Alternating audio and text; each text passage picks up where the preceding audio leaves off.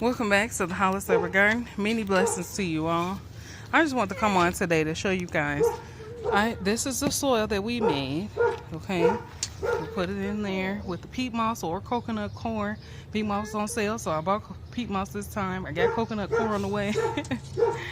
Perlite, vermiculite, mycorrhizal fungi, and Dr. Earth.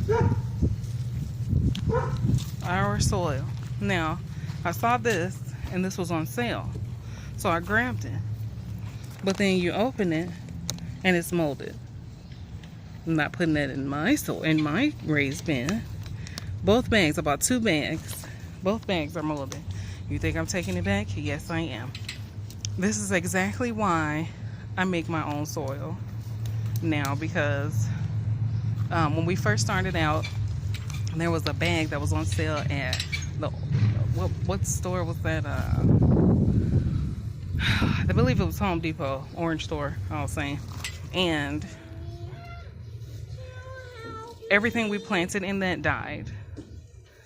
And I'm definitely not putting my plants in this. No. No way. Not a chance. It's molded. I will not be using that. So yes, this is a good reason to make your own soil. Grab your own vermiculite, your organic perlite, your compost. Yeah, that's right, compost is in there also. And your fertilizer, we use Dr. Earth. I don't really have to put anything in it but perlite, vermiculite, and our compost. But I like to use Dr. Earth. That's what I've been using, and I like it. But I definitely won't be using this organic premium raised bed mix. Not a chance. Well, that's all I wanted for you guys today, to show you and give you an example of why it's good to mix your own soil. And yes, this is the new addition to the garden. We got another fabric raised bed. This will be the 3rd one because I just love these.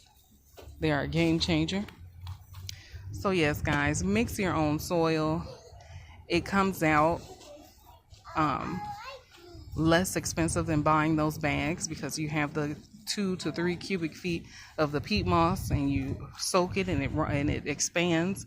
But I do like the coconut coir. But for those, you know, on the less expensive side, the peat moss is less expensive, and you do your perlite and vermiculite and your compost.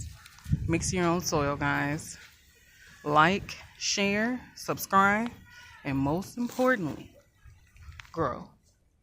Many blessings.